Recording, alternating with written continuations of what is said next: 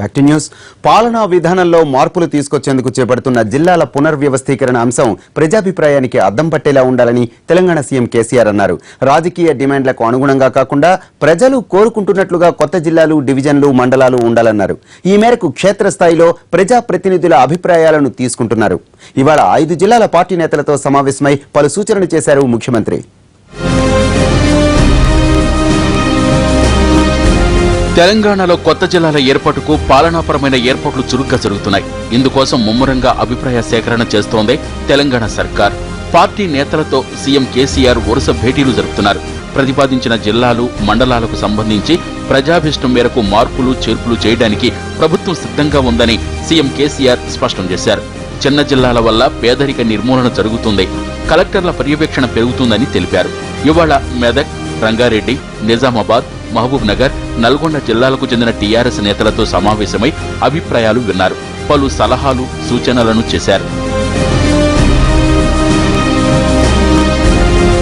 అందరికీ మంచి జరిగేలా, చిరస్థాయిలో నిలిచిపోయేలా జిల్లాల విభజన జరగాలని సీఎం కేసీఆర్ పార్టీ శ్రేణులకు పిలుపునిచ్చారు. ఆయా జిల్లాల నేతలంతా చర్చించుకుని ఏకగ్రీవ తీర్మానంతో రావాలని సూచించారు. సమావేశంలో రంగారెడ్డి జిల్లా నేతలు పలు మార్పులు సూచించారు. వికారాబాద్ జిల్లాకు అనంతగిరి అని, శంషాబాద్ జిల్లాకు రంగారెడ్డి అని పేరు పెట్టాలని ముఖ్యమంత్రిని కోరారు. చేవెళ్ల నియోజకవర్గంలోని 3 మండలాలు, కల్వకుర్తి నియోజకవర్గంలోని 3 మండలాలు రంగారెడ్డి జిల్లాలో కలపాలన్న ప్రతిపాదనలు వచ్చాయి.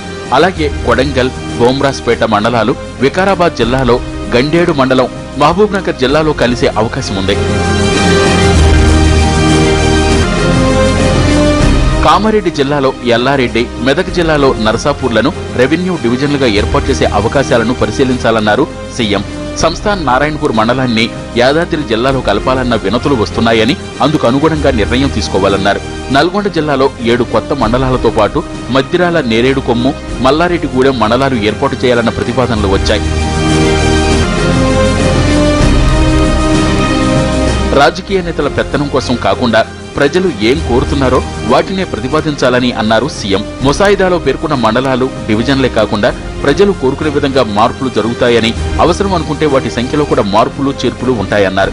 కొత్త జిల్లాలు దసరా నుంచి ప్రారంభం కావాలని కోరుకుంటున్నట్టు చెప్పారు. రేపు మరో 5 జిల్లాల నేతలతో సీఎం సమావేశం కానున్నారు.